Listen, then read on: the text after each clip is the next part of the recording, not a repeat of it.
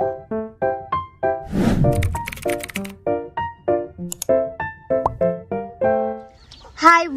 welcome back to my YouTube channel, and for today's tutorial, I will be teaching you on how to update your Instagram application.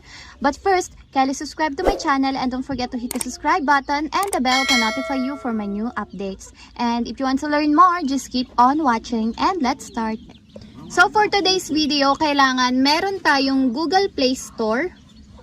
So una, buksan muna natin yung Google Play Store. Tapos, pagdating naman sa Google Play Store, punta kayo sa search bar, tapos i-search nyo yung Instagram. Tapos, pagka-search nyo ng Instagram, click nyo lang yung update sa may gilid, yung kulay green.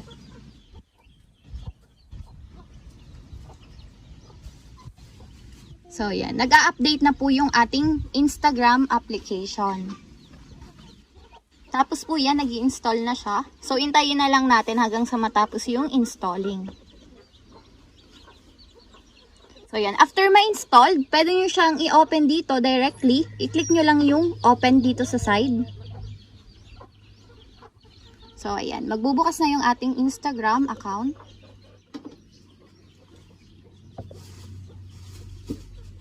And that's it. We have successfully updated our Instagram application. And if you have a question, kindly comment down below. And don't forget to hit the subscribe button and the bell to notify you for my new updates.